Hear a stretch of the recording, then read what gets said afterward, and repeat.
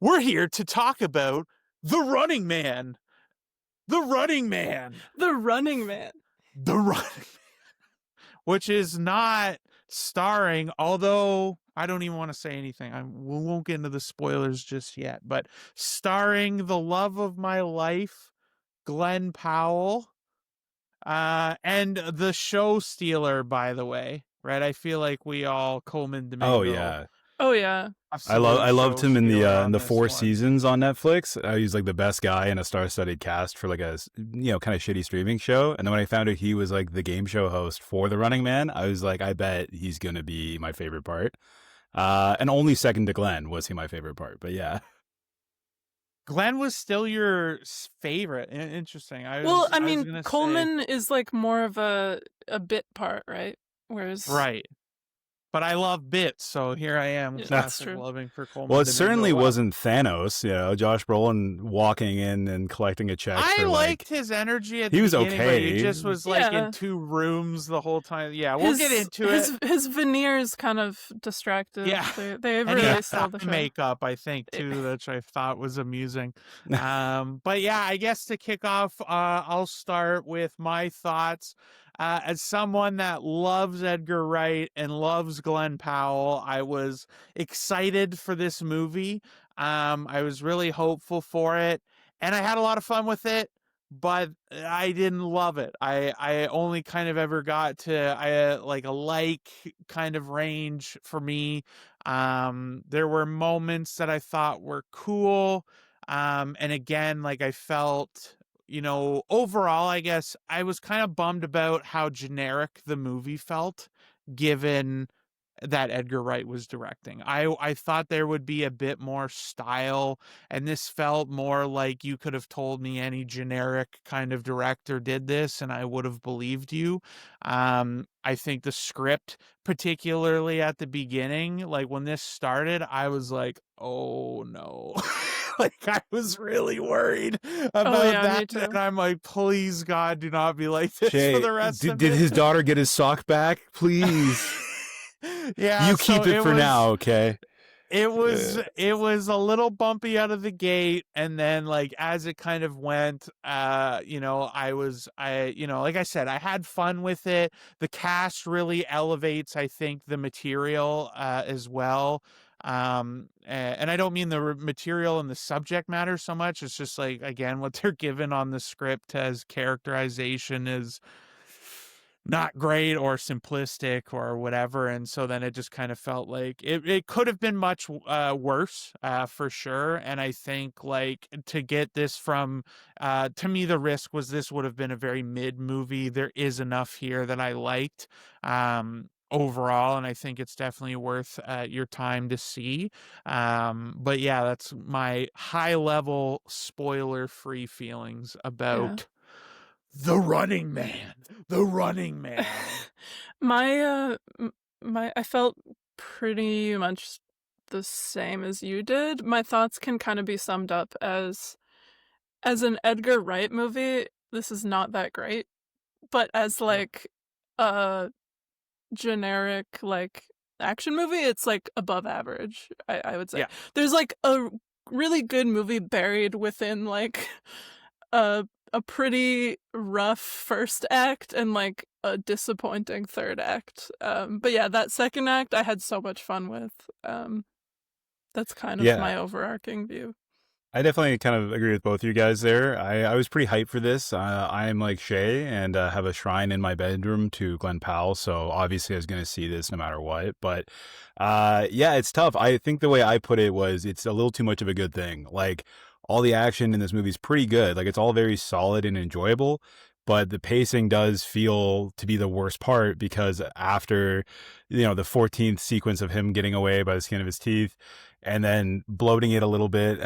Shea always brings up the Abigail thing of like the mother calling her daughter, in the middle of a chase to be like, remember, I'm actually a good person. And like in that third act, as they, get into the finale, there's like lines of dialogue that are just like, see, I am the good guy. You are the good guy. I'm proving this to myself. Like, and we, the audience, have already been kind of spoon-fed that through a few different characters and vignettes like that. So to hit it for like a major portion of that third act, I was kind of like, I think you could have done away with a lot of that aspect, because it's tough. I really wanted to like it, and I did like it a lot. I think it's the only Letterboxd movie I gave it 2.5 and a like. You know what I mean? Like I hearted it, but I gave it 2.5. I was close to a 3 and no like, but I thought, no, it's actually not that great, with a lot of amazing pieces in it, including like, again, Glen Powell's acting and yeah. Anyways, so yeah, I think also to say, like, casting wise, I saw Michael Cera's credit come up at this intro, and I was really excited to see who he was going to play, and I thought this was going to be a total gag reveal that he was the major.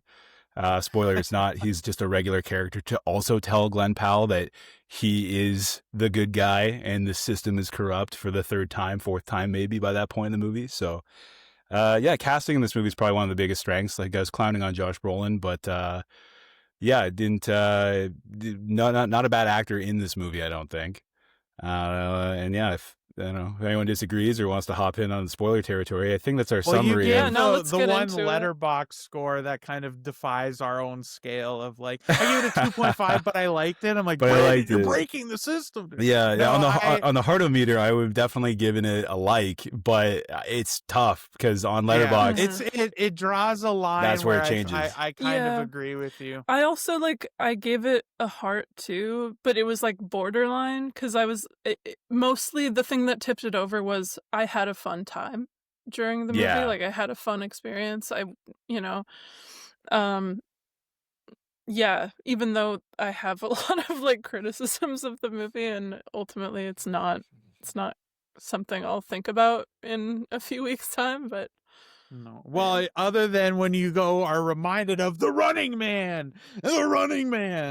But yeah, other than that, I'm kind of in the same boat. I think, yeah, so at least a recommendation if you're looking for, like I said, I think, Adriana, your point was like kind of the best summation. Like, it's better if this was the generic IP reboot sequel, which it's not, but like it's its own, it's just another version. But yeah, if you're gonna do it, I guess this is probably, as good as like reasonably we could have been there. Go But yeah, see with it. Edgar Wright attached, I'd be For more. the eye candy alone, Glen Powell, Lee Pace, Yeah. who is 6'5" and who I love. Go see it for the eye Handsome candy. boy, Coleman even with his little Domingo. face.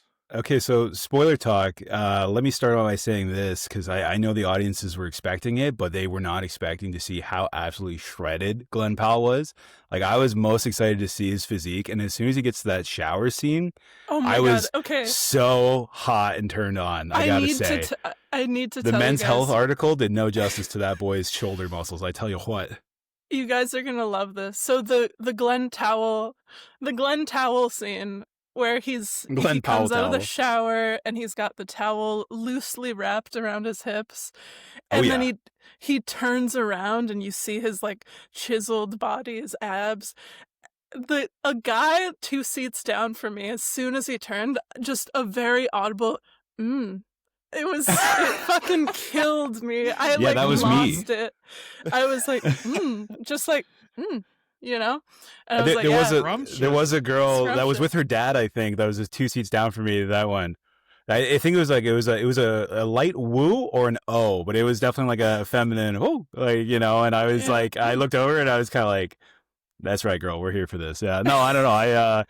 I was stoked because, Glen Powell did a lot of the Men's Health shoots recently, and it was kind of like very over the top, kind of, again, I think fitting into him trying to become more of like a leading man, as far as like just all the different movies and personas he was kind of parodying with, like either the muscle suit or like the American Psycho look he had. And I don't know, I thought, if he's on Men's Health, he's not just Diesel from being in Top Gun Maverick anymore. He's now extra shredded for the leading role, even though he's wearing like bum clothes and a jumper the whole movie. That one towel scene alone is worth the price of admission for a Glen Powell fan like myself, at least I would say. So that alone towel doesn't was matter. Holding on for dear life. Dear too, when life, he was gunshots, scaling that building. jumping off a roof. finally- People tie towels that well. God damn. When it Yeah. finally drops too, it's like, He's got great glutes. Like, yeah, his glutes are so chiseled. Like his shoulders and his glutes and even his thighs. I was like, well, classic bro. He's probably not gonna. But no, his thighs are great too. Anyways, I Well, promise no, I'm. hold on. Before we move on from I'm Brandon's recording in a obsession closet, with but I'm not nudity, in the closet. I swear. I want.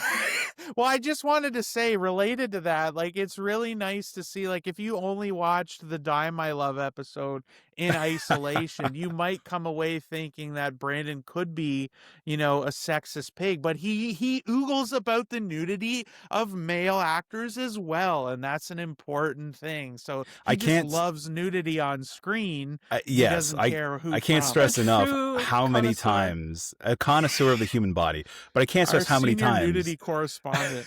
That's me.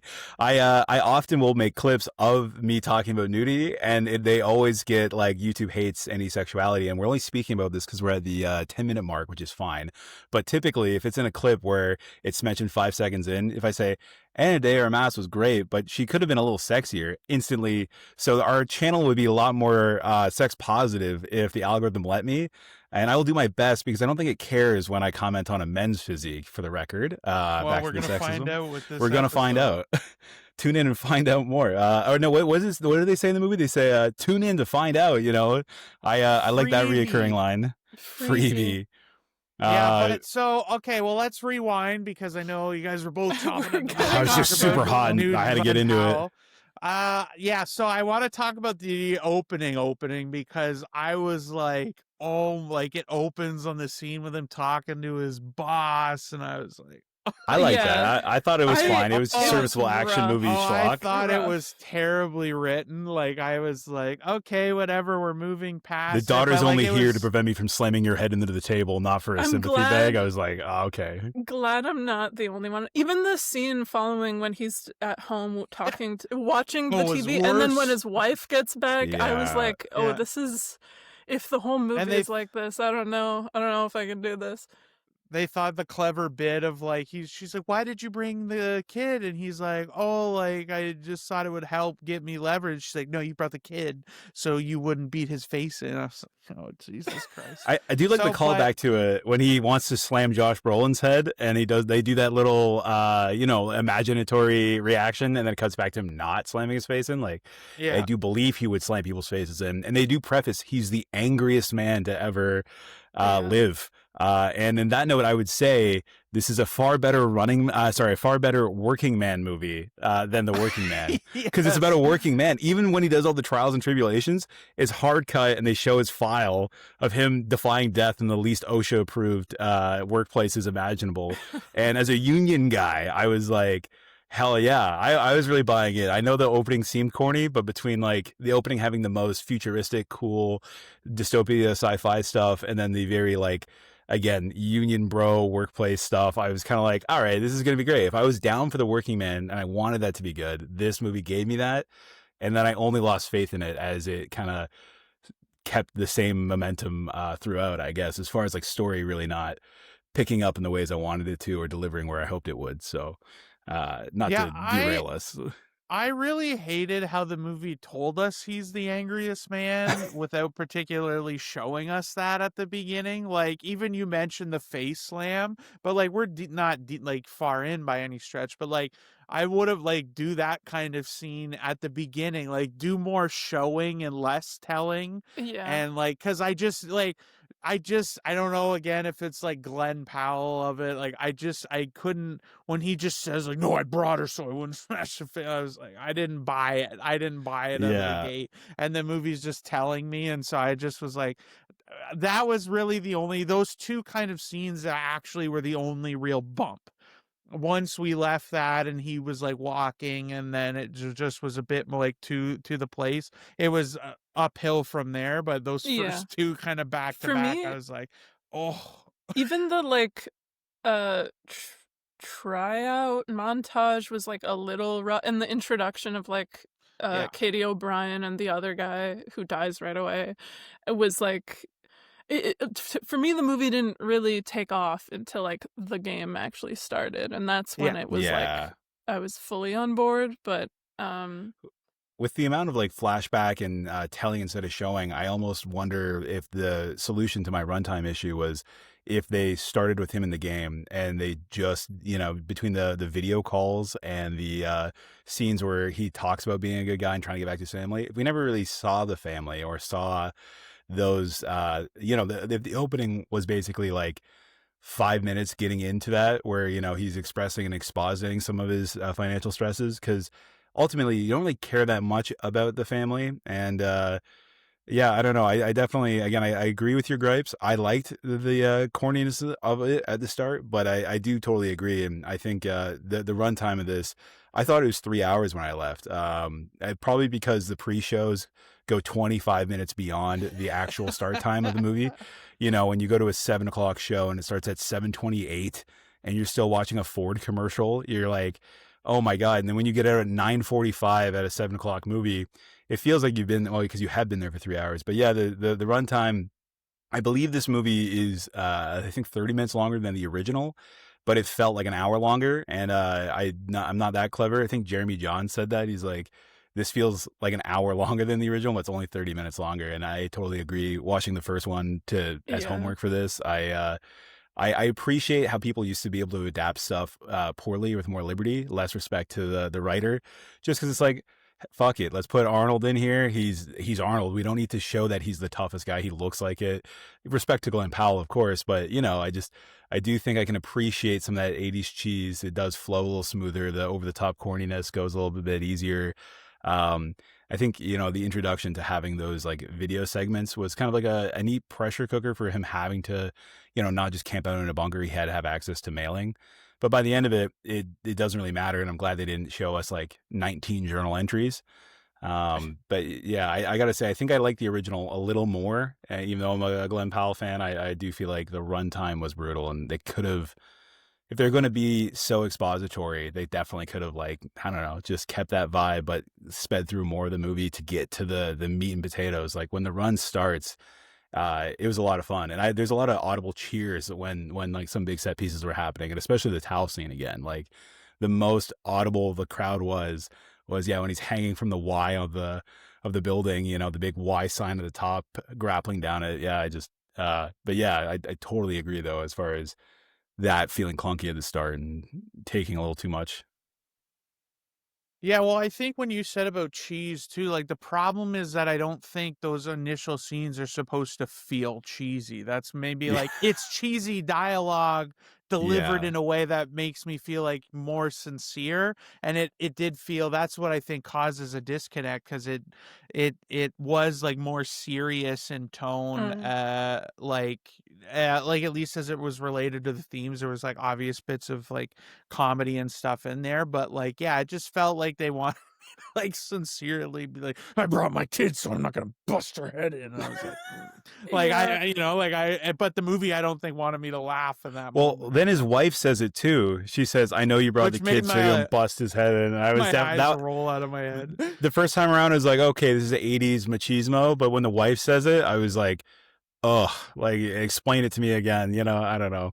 I also, like, I should preface my bullshitometer was already primed. I finally streamed the new Jurassic Park Rebirth movie, and I think you got to watch it so you stop ragging on the Abigail one scene where she calls her daughter. That whole movie is just like, don't you hate being a mercenary? I didn't go to my mom's funeral because I'm a mercenary, but I have a heart of gold. How's your wife? Oh, you guys split up because your kid died? Yeah, my partner died off screen before the movie started. And it's like, get to the dinosaur chase, please, for the love of God. And this movie going in, it wasn't as bad as that, so I didn't feel as like heartbroken by it. But I definitely had my radar up, being like, I've had so much off-screen dead kid, dead mom-itis that I really feel Well, I have no those. time to watch Jurassic World Rebirth or whatever because I was too busy watching The Running Man in IMAX this weekend. I think you hit on something though, Shay, with the tone. Like I feel like the tone of this was like kind of all over the place. Like there is a bit that does feel like it's maybe trying to be a bit cheesy. There's definitely some comedic elements that do work. There's some comedic elements that don't work. And then there's this, it's trying to be like a bit overly serious about its themes, I think. Uh, Especially Yeah, I watched the original one in the lead up in the, like, week leading up to this, and that movie just is so bad in a good way. Like, it just doesn't take itself seriously at all.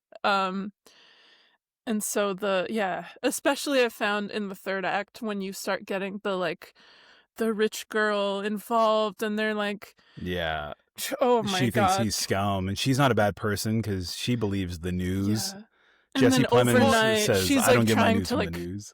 I'm trying to prove to myself that I'm not a bad person because I have privilege. And I'm like, oh my God, why? Yeah. Well, I think part of my issue with that component of it is that felt like way late in the movie to add this component in. Like Yeah. it because then as now she's part of the like we're in the spoilers as she's part of the climax now. Like we had Yeah. An just active met member. her and like again if it's like that's you could have done and like the thing is you didn't need to get to that point for that moment to work. Like it's very much established that like people will get money for ratting you out. It's all part of that world and that they're actively trying to paint like the runners in the shittiest light possible and editing things that aren't they didn't say and all of that. So it's like you very early on could have had him have an interaction with somebody that tries to like screw him over or rat him out and then realizes that that's not what's going on and maybe tries to help him and like go on a little bit more or whatever.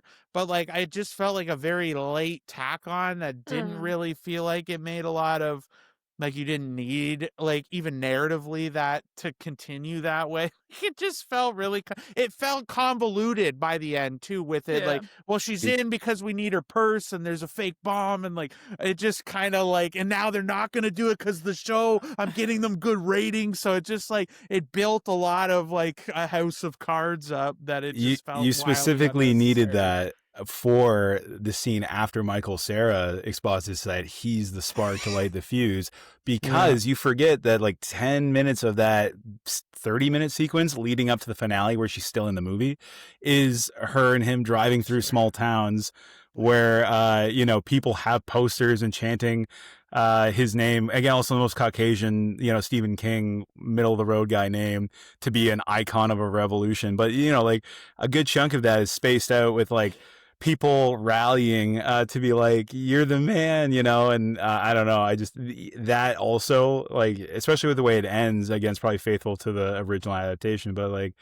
it definitely felt like too much, and they kept adding like the implied importance of all that. Speaking of Stephen King and the ending, I looked up the plot of the book after because I was curious because I'm probably not going to read it ever.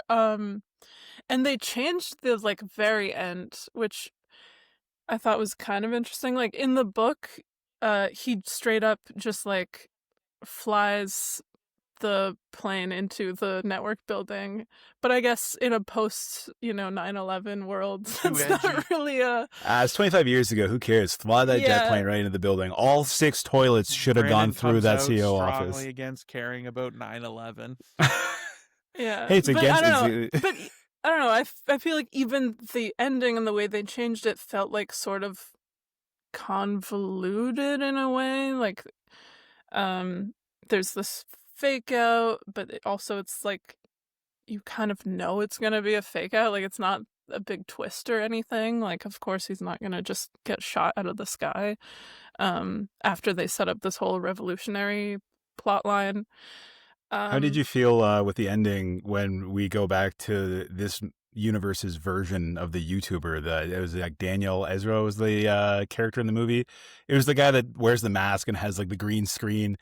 My hot take on that was I wish that in movie character edited the movie because his scenes were some of the most fun editing, but also it's like when that big climax, which took a while to get to with like what we talked about, like the hijacking, the airplane, all that back and forth, and then again the weird again spoiler fake out mom kid death thing, all that, we finally get to the end and we don't know how it's going to conclude, and it just hard cuts to a YouTube edit basically explaining what may or may not have happened, and I just, for me, that really didn't work. Like I think I said it in my 2.5 review was like it was a crash landing ending in like the worst way, where it just kind of like hard cut out and they edited the ending the way they wanted it. It didn't really feel as consistent. And it's tough when the whole movie is just him running, like the running man the whole time. And it's like, how do you make that pay off? And to me, it was like, that was probably the best they could have done at the breakneck pacing that they were going to, just to not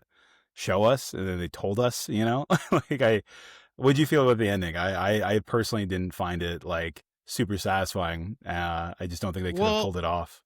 My problem with using themes like this, the whole premise and the setup of the world and everything, in a sort of what is obviously a safe popcorn meant to be like an accessible movie, this is something to me that requires that edge to be much more impactful and effective. Like, you're leading this uprising, but you're like literally the perfect guy. Like, there's no flaws. Like, yeah, you get angry, but only in justified circumstance. Like, because the system's wrong. Right. But like the character himself doesn't do, like, he's not kind of like, not that you need an anti-hero, but like he's just like a comically good person, like over the top. And then like, yeah, it shaves all the edge off of like real rebellion. And like you telling me that was the ending, like that's a much more kind of impactful moment than the safe sort of Hollywood uprising version where he survives and then, the bad guys still get got, but like safely. We did it safely in the confines he of, like, even reunites with his family building. and like all, yeah. And honestly, this pissed me off probably more than anything, actually, was them I really wish the ending for any level of impact, like, I wanted to reasonably believe that the family had been killed. I did not at all believe that the characters, like, because the movie wants you to think because you killed the one hunter, the rest of the hunters are so close that they went and killed your family against the rules.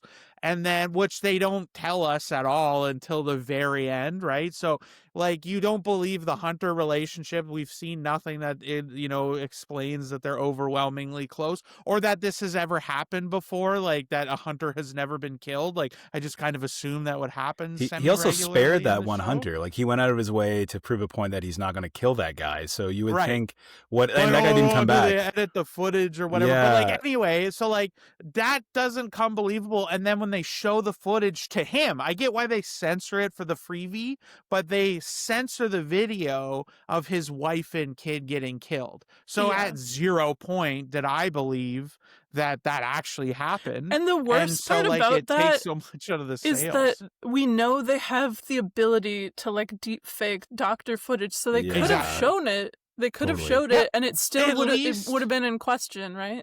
At least if you showed it to me, there would be a nugget of potential that, like, but the fact that they didn't have the stones to show, and again, it doesn't have to be like crazy over the top graphic or something. They just blow it up. They wouldn't have the, something like a grenade goes off they in the intentionally like deep fake cut apartment. the screens and stuff. Like it just felt really safe. And so like for me it's like and it's fine, you can have this as a loose backdrop, but the themes of the movie feels very interested in pushing them regularly, right? Like you said, the whole Michael Cera character, and even the guy you mentioned, the YouTuber guy, like they all use him as this political matchstick, but it's a movie that's wildly safe about its political messaging. I totally forgot about the YouTuber guy who's got the sister or the daughter that's got cancer, and he makes that really on the nose video being like, they're giving kids cancer or whatever, and then it's deep faked. And I think part of the issue, and it's probably like the last real thing I have of like merit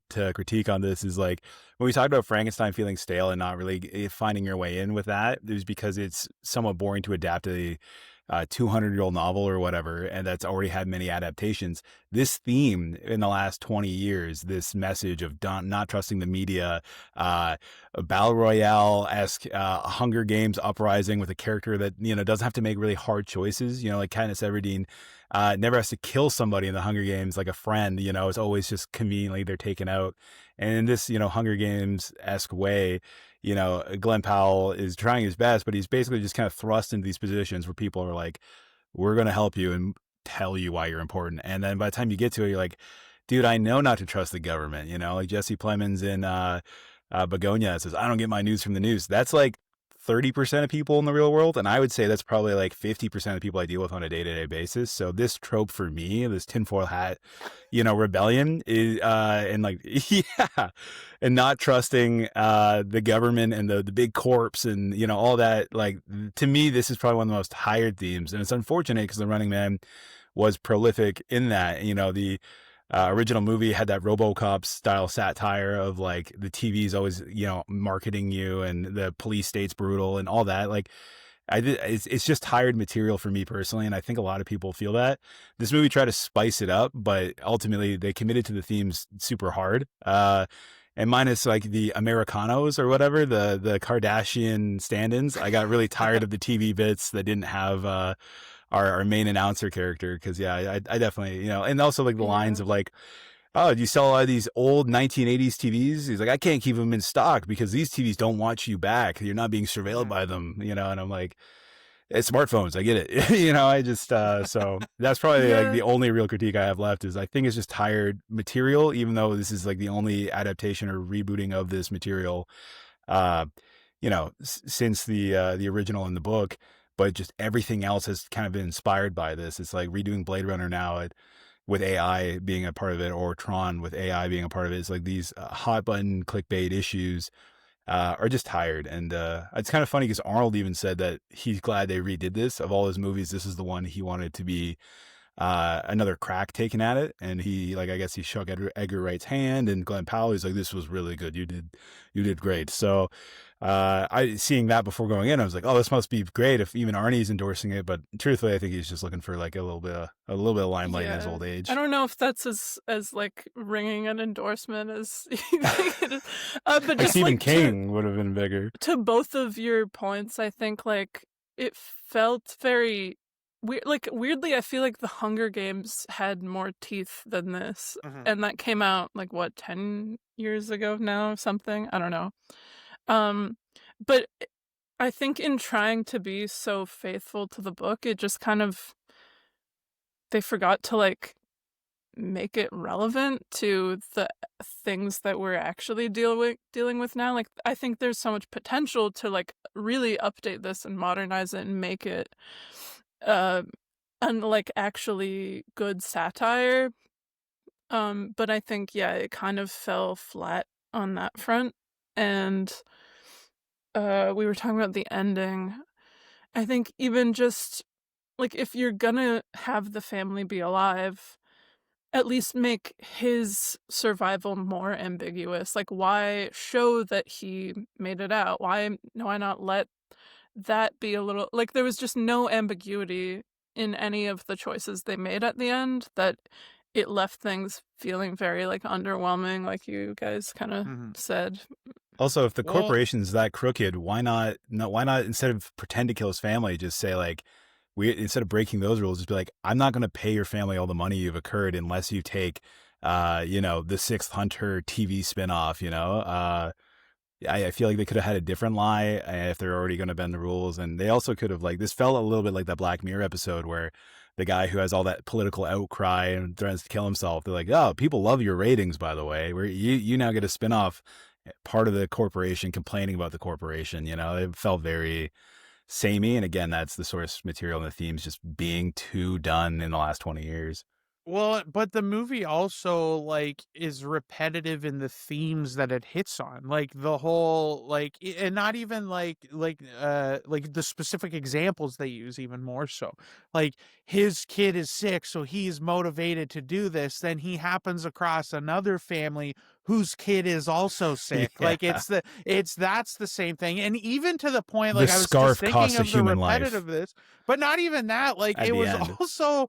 Like, when they're at the YouTuber guy's place and his mom sees the deep fake video and was like, why would you say that shit? Like, the fact she believed it took me like dramatically. And they had to leave Yeah. immediately. They didn't let him talk it out at all. So they leave because so of that. ham-fisted. And then the same thing, basically, where Michael Cera's mom, but at least like that one was work because she's crazy and he's like, she's nuts and like whatever. There's no reasoning and there. like that, like, but it's the same bit, right? Like the mom Total same goes, bit. what the hell? Like, like tweet. So it was just repetitive in what it did, even in its own movie. So it's like, I don't know, like, it just like, but again, like all of this stuff is like it it separated it from being like, I think it like really hard to get into the like adoration level for this movie because thematically it's not there, narratively it's not there. You said you thought the action was good. Like I think it was better Serviceable. than It was a pretty two. good. Yeah, like to me, like I was kind of disappointed in that. That's what I meant more on the direction. Like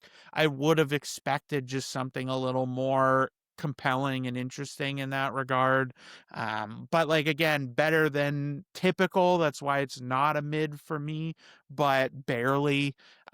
Certainly a gap between anything that's more compelling. So I think like for me overall, just to wrap my end, is that like, yeah, it's fun enough and it doesn't require these scenes. Like again, they kind of beat you over the head, but like I didn't find myself like, other than the very end, kind of getting to the like, okay, like I wasn't like overly tired. It was still a fun ride, but it's a fun ride and then you get off and that's pretty much Yeah, the end of it. fun ride, Unless you not a good have the destination. Running Man and the Running Man to look back at home, you're probably not going to think about Did it afterwards. just because I feel like the next movie I have a little less joyful things to say. I would say because like we all basically said we liked it, but it was just not that good.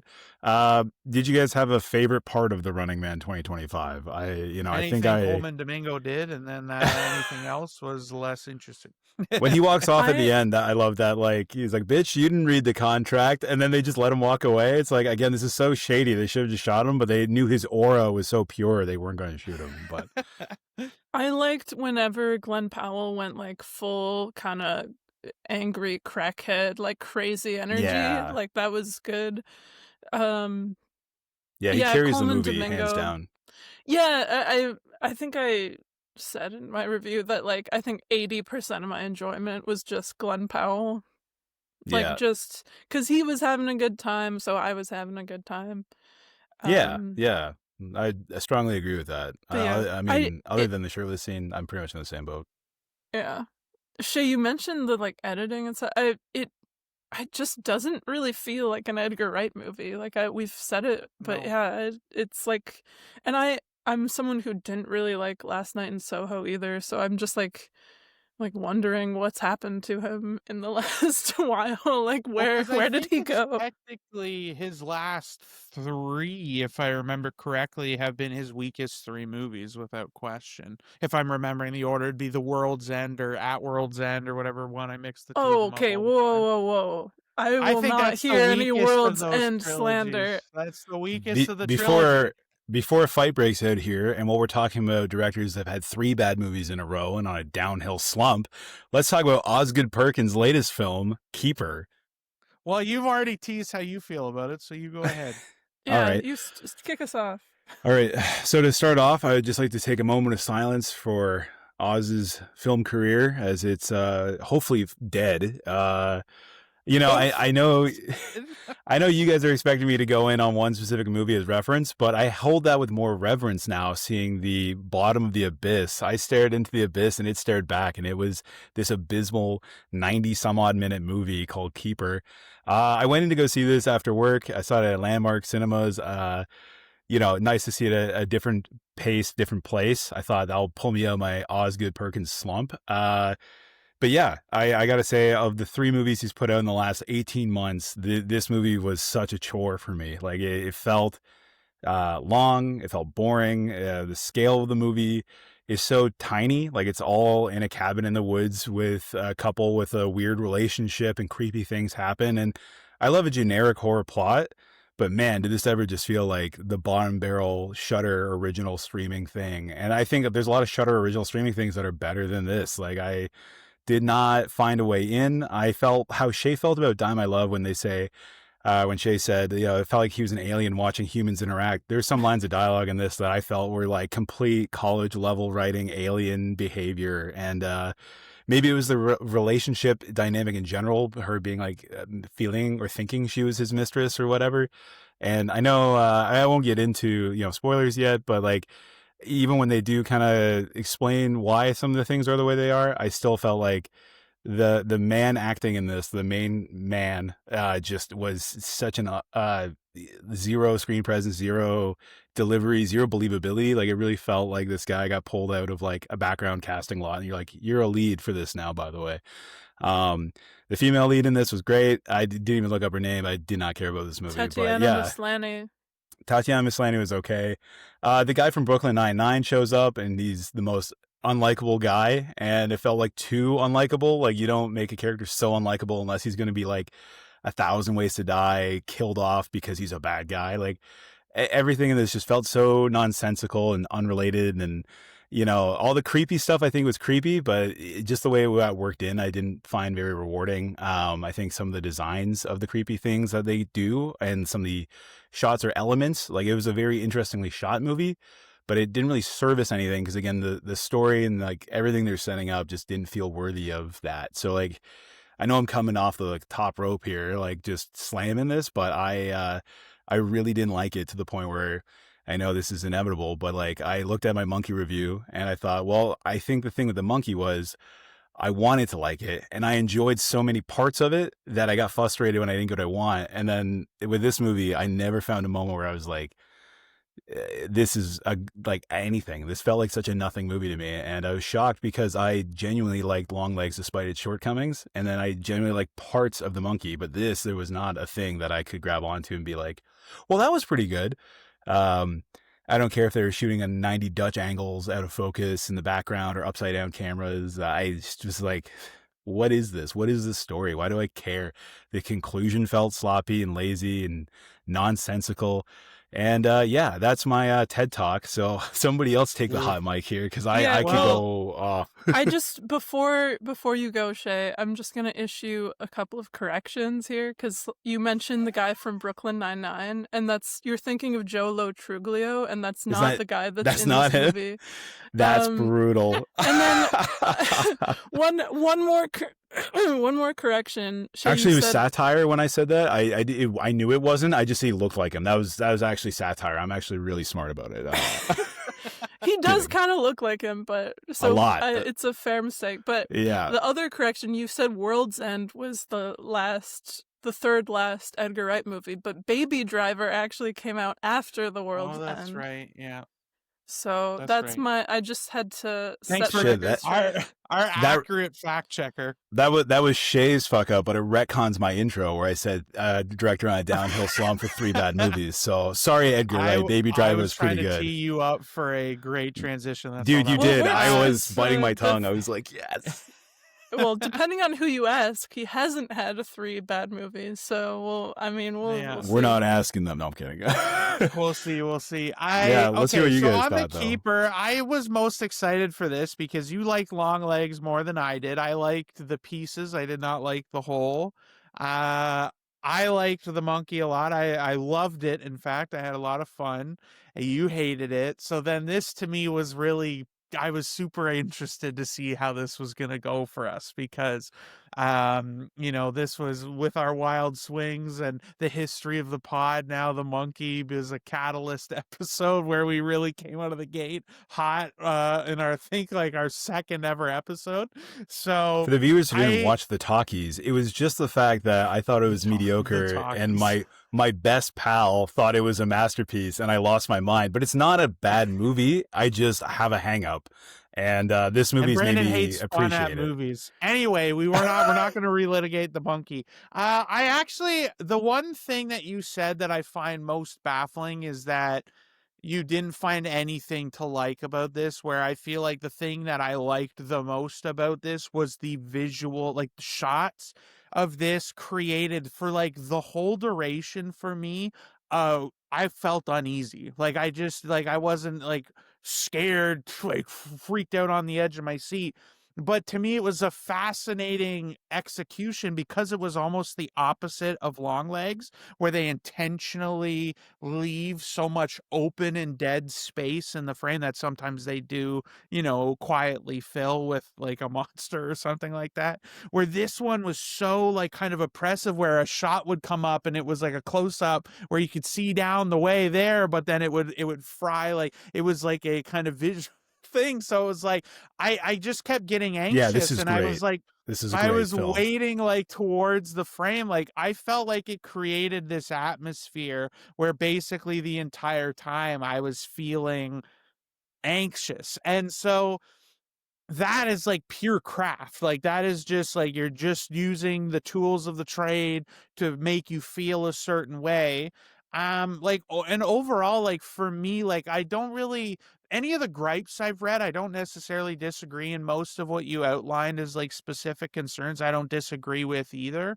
But it just for me was the impact of them. Like I guess was so kind of impacted by, again, the way it was shot, the particular moments. Like it was so interesting to me on a technical level and what it was causing me to feel, that it was easy enough for me to overlook like the other things that just they weren't as impactful. Like I thought all I wanted from this was to be creeped out and feel uneasy, and that's exactly what I was. So yes, in a perfect world and for a better movie, like this really did, I struggled between a mid and a like on this.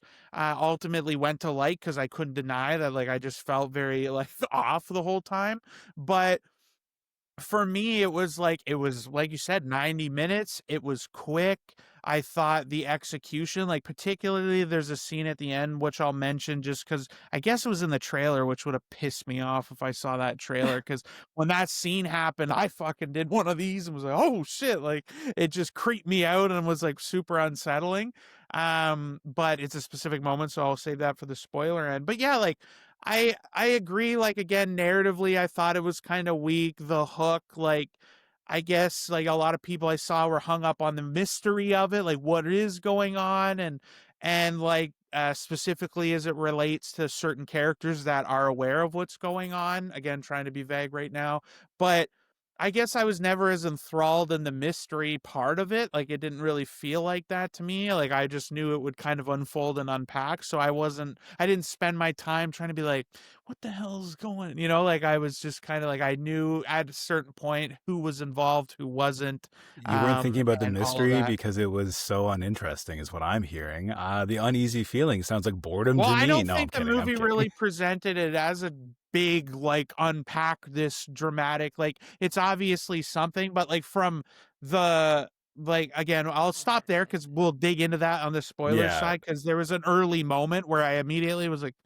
okay, this character is particularly knows what's going on. So but yeah, that's my thoughts. Like I just felt really like and I feel like I'm more impressed by this now given how absent it is from so much of the other movies that get put out, where like maybe the story is a bit more interesting or a bit more competent, but like the form is so basic, like that it doesn't really make it elevated. Like the fact that I was so on edge and like just again like frame watching the whole time, like I felt very active and engaged through all of it for that reason. So yeah, I liked it more than you did for sure. I think less than the monkey though. Absolutely, I liked it less than the monkey. I So agree with that's that. And my that's wrap big for on me. that. Yeah, I would agree. Like I think I had a lot more fun with the monkey. Um Overall this was like kind of a mixed bag for me. Like I agree with what you said, Shay, about the form. Like I think Oz Perkins to me is like a great director in the sense that he has a really great command over the camera and visuals, and he knows how to use negative space, and he is very, very good, I find, at creating atmosphere. And Mm, that's like what I loved about his early movies too. Like they get kind of knocked on, especially I Am the Pretty Thing That Lives in the House, but that movie is like this kind of slow burn and like really great atmosphere. So those parts of it I really liked. Same with like some of the creature design without getting uh-huh. too spoilery. I thought that was like fantastic. But overall it just wasn't as impactful as I would have Yep. hoped. I felt uneasy and tense at times, but then other times I just felt kind of like bored, and like something that was supposed to make me feel anxious just sort of like washed over me. So ultimately kind of a mixed bag. I think I would chalk that up to, yeah, the writing and the pacing, maybe. Um, Where would but you put it I on the also, hardometer? I don't know, probably mid to somewhere in between those two. Like there's enough there that I genuinely thought was like well crafted, and that you just don't see in like a lot of horror movies. Like again, the way it's shot, the intentionality of the way things are filmed. I'm a big like fan of Tatiana Maslany's, and I thought she like did a really great job, and um especially with some of the like horror scream queen type scenes. But um yeah, ultimately just kind of fell a bit flat, and yeah, I I didn't know would quite what say to make of it by the end. I would say like not like again everything's subjective. I'm really glad that it came off as like really tense for you, Shay. I'm a little surprised because I was like Adriana on the boredom half, but nothing ever really got me. But I do feel like we've had such great movies recently that have anxiety inducing like camera work, like again talking about If I Had Legs I'd Kick You, where the movie's a lot just close up on her, you feel tight and claustrophobic. And again, the filming of this movie was not like your like over the shoulder A to B dialogue, like streaming service. So like, again, I am grateful that they did a lot of good work for that. But, and I think this could be my own gripe, and not to put on my snob glasses, but I felt like this was like the best student film of like an LA film school. Like, simple premise, well shot. The acting was questionable for some of the characters.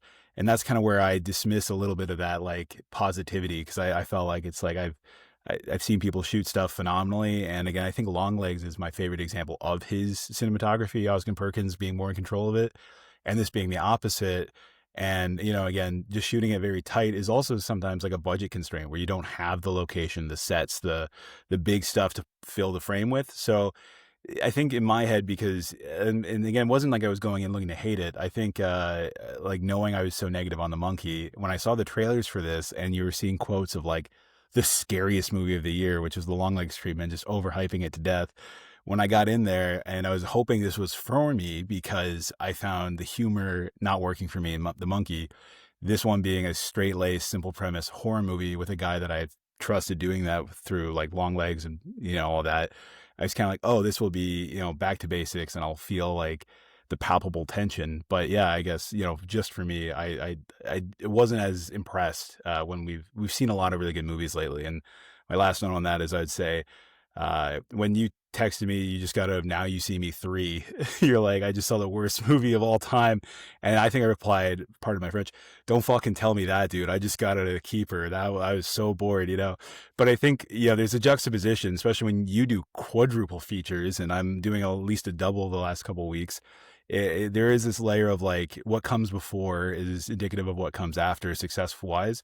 And in editing, that's a principle. In filmmaking, that's a principle. The shots in a sequence before and after dictate the success of each individual shot. And when you look at movies like that, where if you come in primed with expectations from a previous film or whatever, and just because we see so many, I just think my palette has either changed or been a little bit more primed. And for me, that was my only real thing. And maybe I got to work on not comparing stuff so much, because I didn't appreciate the cinematography as much as maybe you did, and the atmosphere. The weird thing with this, I would say too, before we dive deep in spoilers, is I was in like a nearly empty theater, and that may have added to it. In theory, that should be the best version of a spooky, isolated horror movie where you're in a middle row, empty theater. And I still kind of was like looking around almost like, bored, and I feel like if the movie was really successful, and you're alone in a dark theater, that would be the ultimate viewing experience to kind of get sucked in. But yeah, I don't know. I would love to hear spoiler thoughts from you guys. Specifically, like you said, there's one scene that made your skin crawl. You jumped. You said it was in the trailer, because I saw the trailer for this, I think twice, by I force. think you have to 'Cause, stop watching trailers. well, Yeah, okay. Brand, fuck, dude. Again, Again, I'm sorry. You guys are maybe mathematicians, and you stand outside the door until you hear We the just boom. talk through them, or we look I at each never other, saw or a like trailer nod for to. this, and I've been going to the movies a lot lately. I never saw a single trailer for this movie. It was Yeah, I so, to don't me, know. the marketing was like non-existent. I don't know. Well, I Well, think it's that's also the Instagram feed. Like I get a lot, like I'll be doom scrolling, and because we do so much social media, and I'm on our page a lot, and our whole page is dedicated to movie lovers, I will get you like just do 30 this, right? You second. just go whoop, just like No, that. dude, Whoop. I have a lizard So- brain. so- It engages me. They're doing their jobs. I Oh, like to whoop, whoop, appreciate a good whoop. ad. But Soon as you anyways, see sponsor, you go whoop, and you're well, gone. It's done. what I'm saying is like, yeah, it's just there's so many times where they're like, and they'll name drop somebody. I think I made that joke like 2 weeks ago, where it's like, it's like we'll be that film journalism where we say a really inflammatory good quote, and it'll be in the trailer for some big movie, because I feel like that's what happens, right? You get like the horror.com.net surprise monster of the week.ca said the craziest movie, and you're like, who the fuck is saying that? Nobody's saying that. So. But anyways, yeah, what was the scene that you said like actually spooked you like out of your Just to seat? rewind slightly, your exact quote to me was, "Bro, shut the fuck up." When I told you that Now You See Me 3 was the worst movie I'd ever seen. My credits started rolling, Uh, and that was the first text I saw, and I was like, I had like 3 other like work texts, like, no, fuck you, dude. Like, I was so mad. But the scene that got me, like, I didn't like, holy fuck, like freak out, but just like Yeah, you're again not a fraidy jostled me pants. really unsettled, was when the scene at the very end, we're deep into spoilers at this point, where she's captured or whatever by the monsters, and they have her in the basement, and like things like before it even starts descending, when the first face pops out of the darkness, and it's just like the white, it made me think of The Yeah. Grudge. When the first like Yeah. white like face comes out, I was like, holy fuck, because they do it. And this is what I love about him. A worse movie would have done that with like a big loud fucking stupid sound Yeah. effect, and it would have been so much less creepy to me for that to happen than just like in silence, just this like pale ass white like face Goop popped up, and I dripping like, out of the mouth. yeah, and Yeah. then when it started drooping, the one thing, like, I liked all the designs, and I loved those ones. The CG of the multi-face, did not love that. I will I say the appreciate the swing for that. multi-face, Yeah. it looked better than it could have. Like there's a yeah, it could have much been a worse lot version worse. of that. I thought it Yeah, looked surprisingly good. If that's where but all I the hate budget went, that. I'm not that disappointed, because I Right. didn't mind it, and that was like, oh, finally some really spooky and like over the top after I've been kind of like waiting for it to kick in. I thought that like if they spend time and money on that instead of a better movie and in general, I'm okay with that. I did like that scene a lot. Well, and I think like for me, I guess there was so many of the consistent bits where like so much of the movie is just really trying to set up like again, it's all of these different shots, and the way that they were doing, like it just kind of impressed upon. And like you said, this was the 4th movie. This was the end of my quadruple feature, and I never really once felt bored with it at all. I was just like, again, I felt like for me the pacing was totally fine, like it didn't bother me. The things you said about the male lead, I agree, like he felt weird. I don't know what and not just weird, like the character felt weird. Like I was like Sergio, I saw this with, and it was like he was like, I almost was wondering at the beginning if they were dubbing him, because Yeah. his voice seemed so deep, and like it He just has He's also that trying to sound voice. like yeah. he's trying to sound like he's But from Brooklyn or something. Like they didn't really I tell don't, you, but like and I he's thought a New he was Yorker. always like super weird and dorky, but the scene, so like again, Fun fact, half brother of Kiefer Sutherland. Well, he's the bad half. He didn't get any of the yeah, I talent. was gonna say the talentless half. I'm just saying. But the thing for me where like I just became, and I think part of it made me just feel like again more bought in, was like the moment the scene happens with the cake where she eats it like for the first time, and he kind of pushes it or whatever. That's when I felt like, okay, like definitely, and like even the way he stops her, is like, no, the cake, and I'm like, my king, dude, what are you doing, bro? That was the alien thing. You said in the Die Yeah. My Love. That was so alien, because it was the only scene where I'm like, oh, okay, I'm kind of believing the relationship, and he stunts it again. He's giving nothing, and she's giving something, and then he's just like, oh, the cake, by the way. I was like, this guy's never talked to a woman before. Like that's sort of like that's meant to be The there, right? You're point. meant like it's meant to be he's telling her to do it because he's trying to drug her in the whole thing, right? Yeah. Yeah. So it makes sense that way, and like again for me didn't derail it. And then like so she has the piece, and then we cut away, and I assumed like initially I'm like, oh, he probably ate some, whatever. And then when she comes down and it's only the one slice missing, I'm like, okay, so he's in on whatever the fuck is going on here. So then that just kind of served to make me feel more like built on, I guess, by everything else. So then when he's like, oh, I got this call, I gotta leave, I'm like, oh, like obviously like it's not like I'm not 40 chessing, it's evident, but I just mean Yeah. that all served to make me feel kind of more like just kind of primed for what the movie was doing. And yeah, like I thought the specifically like again it to me really all this is like you said, Adriana, was atmosphere. So much of that just felt like I found myself like even that scene near the beginning when she's in the bathtub, like I'm scanning the frame even when it's up Mm. close. I'm like because there was so many moments where the thing that was obscured but close or the thing that was obscured but far, there was shadows that would go like shapes and like things like that. So like I'm constantly scanning the frame, whether it's like again up close, like you saying it's a lot different than Legs because Legs was again just constant like this. Sometimes the focus of the shot was actually like much further away, but the thing at the forefront and half the frame is like a railing or something like that, or the door. And even the shots when she's in the bathrooms, in the one bathroom, sorry, there's multiple shots where she's in there, but like I loved how they were doing that and again creating this atmosphere like with the curtains pulled, I'm like something's in the bath. Like Yeah. I'm tweaking myself out, and then they start showing us angles from the mirror. They're shooting the mirror. So then like I'm like waiting for something like in the frame around the mirror to appear. I'm waiting for something to happen behind her. Like I just constantly was in this state of building my anxiety. And I think that's where it's sort of related to the way that Skinamarink made me feel, where that movie is just so many shots of just kind of random things, and the movie is taking place with audio or in your imagination. And so much of this, it wasn't the same way in Skinamarink where you're trusting you're making it up in your brain and going off audio cues.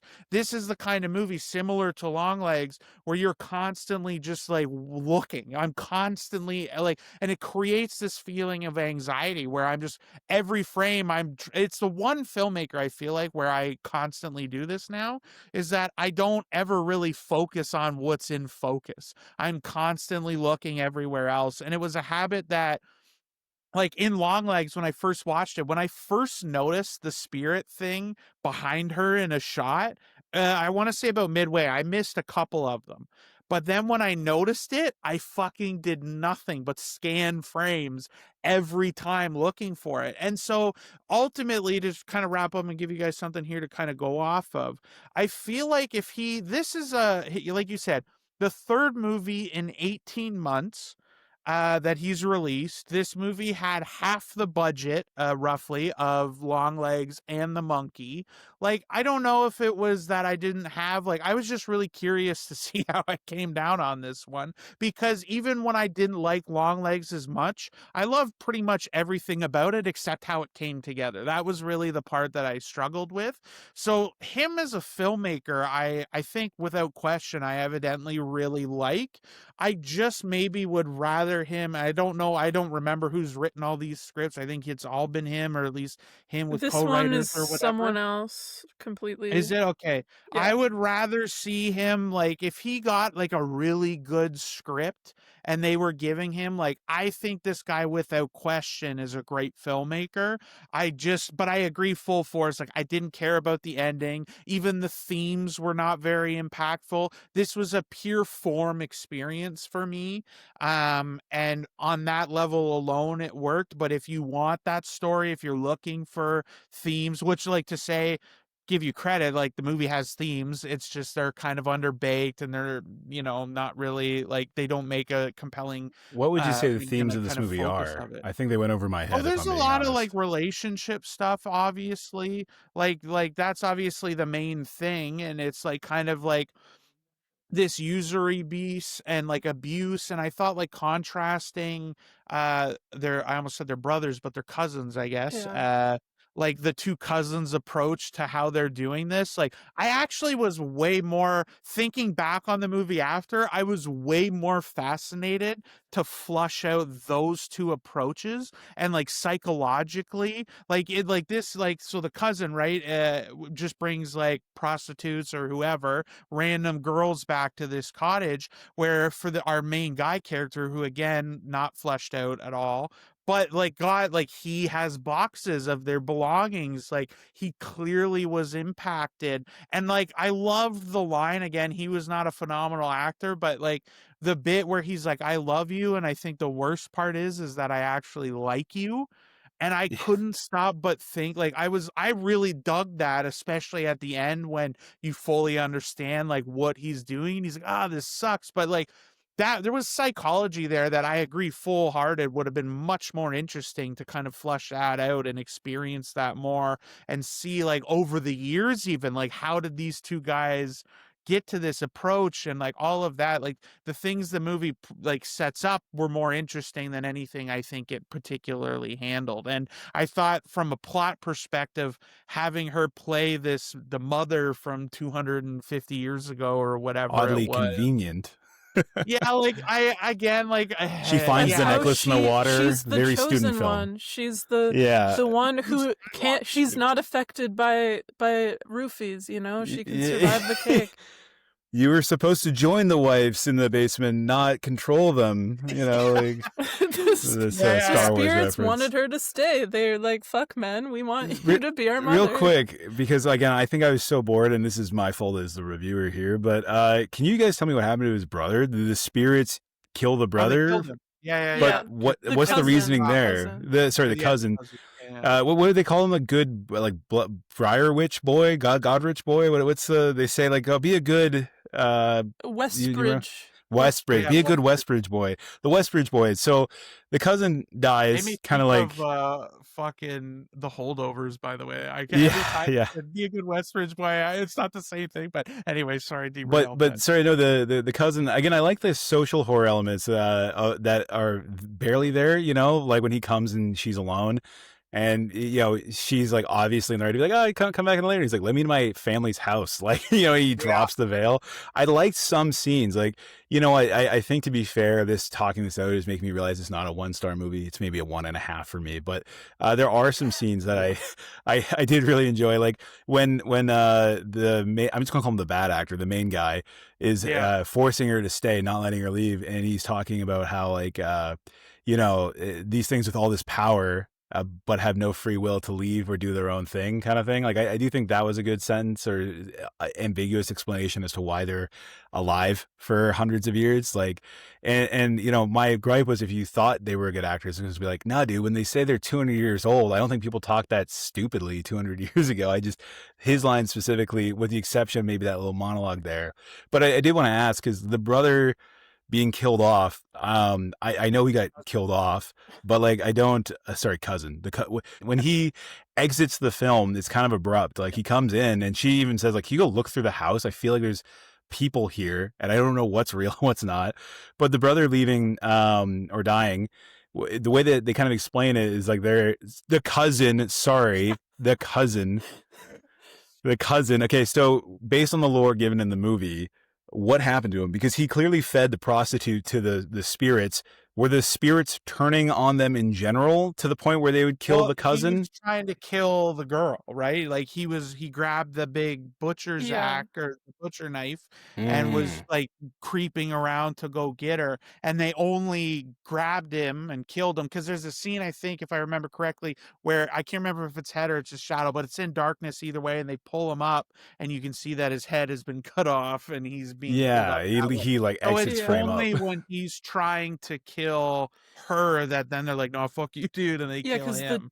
The twist or whatever is that the spirits are trying to protect her and like there's some kinship there between them. So yeah, which again is like in a weird way, the pushback there is like for us the audience that makes sense, and that's like the timing that works out in the movie. But just like if they took him out of the picture because he was a threat to her, why did they not do their rigmarole and get rid of the other brother's cousin, the other cousin, just the same to preserve her and keep her?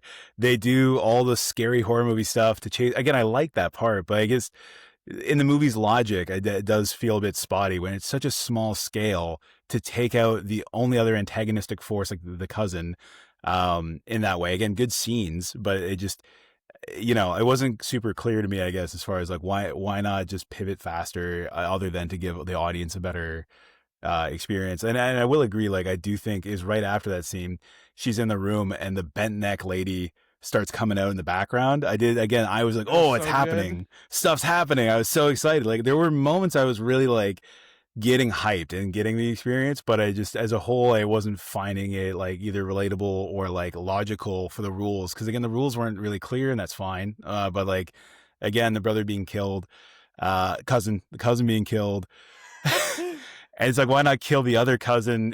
Because when the movie ends, I guess, because I know I'm getting lost in the weeds here. When the movie ends and they do the uprising, basically, and now they've stripped him of his youth, and he's an old man hung upside down in the woods. I was like, this is a cool movie, but like, it didn't feel like it was, I don't know, super logical for like the sequence of events or like how this would play out, or I don't know. I never bought in, and I never really cared for the logic that they were presenting. It didn't feel great to me. And again, could have just been over my head. Like I really didn't find a Well, ton to grab. as far as why they don't kill the main guy, like he's never an active threat to her in the same way. Like the whole concept, and as far as I remember it too, like they're the ones that manifest these like drugged cakes or something or whatever. Like they The appear groundskeeper there, cake. whether they like the The caretaker or whatever. caretaker, yeah. The caretaker cake. Yeah, I So fucked that up. like that's where they do the whole kind of setup and everything. And so the difference is the cousin, when he shows up to the house, He he was has no actively idea trying to what's kill with a going knife. on, right? Yeah. Like, well, also, but like, why is she still alive? He's like, bro, let's celebrate. Like he was there Yeah. for a different purpose. So then when he's gone, she's there awake and alive. Like maybe he thinks she killed it. Like you're right. Like there's a reason, like she shouldn't be there. She should be dead. So the fact Yeah. that she's not, he's like now sus, he pulls out the knife. So the main guy was never an active threat to her. Even at the end, he's just saying like they're gonna come take you. Like that's what they do. Explain sort of the logic of that. And really it's only at the end. So it's like when he ages, which I thought was kind of like a really neat, like I love just like I knew exactly that was, I'm like, okay, well they're not killing him, so that means how is this guy gonna age? So when he came up and was all fucking decrepit and shit, that made me get a good chuckle and everything too. But like again, it was more, I became like much more fascinated about the fact that he's collecting all of their stuff and has this history with all of these different women. And again, like even the nature of their relationship, like you've been dating the guy but you're not even sure if he has a family. Like how have you gone Yeah. on this long without something? And so like not even on a logic perspective, but it's like understanding just more, like it left me, I thought there was a lot more like thematically and narratively that they could have done with this Yeah. premise and this setup, Mhm. without a question. But at the same time, like I said, for me, what dictated my experience was that it was ultimately 90 minutes where I was kind of effectively impacted by a lot of it. And like I said, it's what made it like I felt like it was a good use of my 90 minutes. Like I don't regret watching it or anything like that.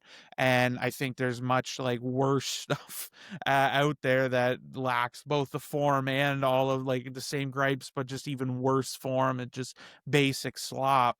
But yeah, like I think I'm just, yeah, like with this short up for me is that without question, I think Oz Perkins is a great filmmaker, and I would like to see him get more cracks with like just kind of, even with Longlegs, my issue was like the satanic elements and the spirit stuff near the end, and that the whole mystery was not grounded. It was just there was no mystery to figure out. It was magic, and like I like it just narratively it didn't kind of cohere for me.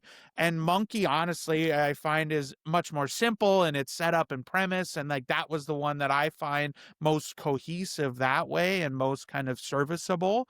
But yeah, like if you give this guy a really good, eerie horror movie, kind of just a script to work from, like without question, I think this guy is one of the best in terms of form, not necessarily in constant deliverable. Um, just to go back to like you said, the boxes and him keeping like mementos and stuff was like really interesting. I'm just gonna push back a little because I found, and maybe it's just because the actor didn't really sell it, but I was kind of just I like, have a oh, feeling I'm going to boo-hoo, agree with like you. you're just kind of justifying this to your, Yeah. like if you really loved these women, you would give up your fucking immortality and like die with one of them instead of just like constantly killing women. So it did make his like comeuppance a little more justified in my brain, but I guess there's something interesting there about like what he tells himself to kind of That's what justify I mean, his, yeah. yeah.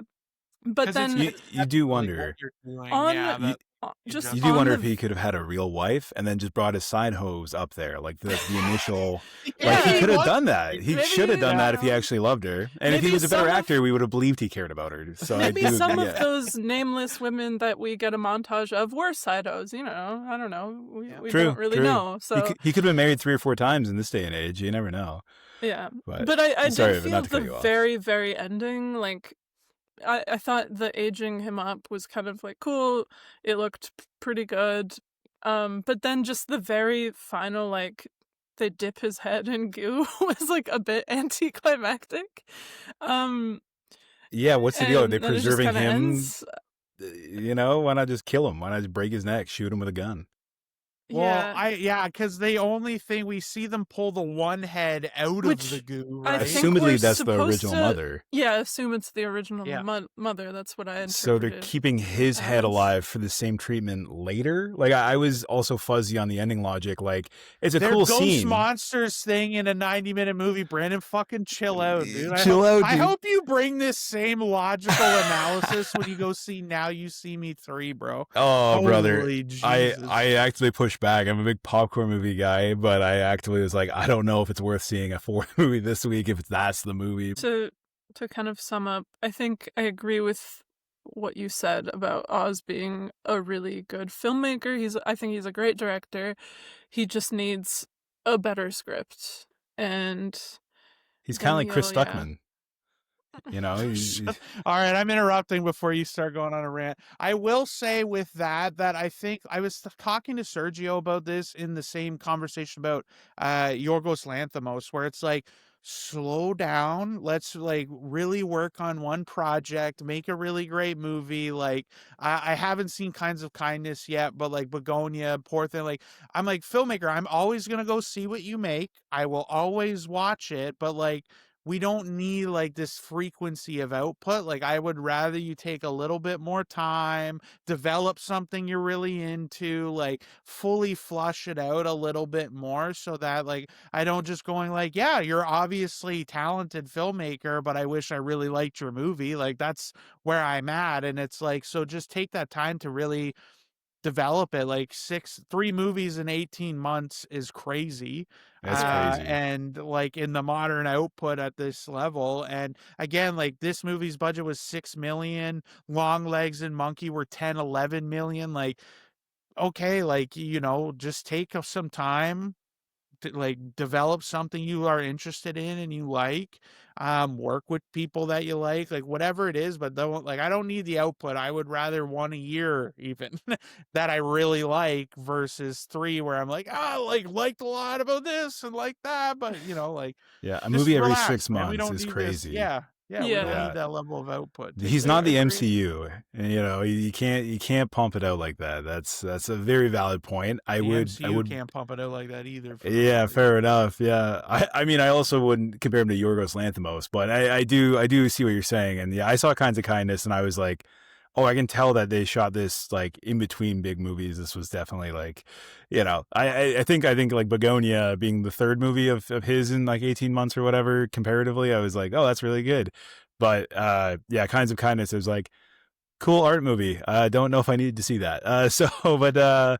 Yeah, no, I do think that's like all valid. And yeah, again, it's just the fun part of this is like, I actually came out so mad I saw this movie, not in the same way of The Monkey at all. In fact, Monkey didn't bother me that much, and then we talked about it and I got angry. But this movie I left angry, and talking about it with you guys, I'm like, oh, it's you know, it actually there was some pros. I'm just glad you agree that the main actor kind of sucked and there was some lag in the screenwriting for it. But I think they call that personal growth. Is that what they call that, Adriana? That he's Yeah. talking about it makes him feel better instead of worse. I think that's personal development, buddy. you I'm know, very proud of you.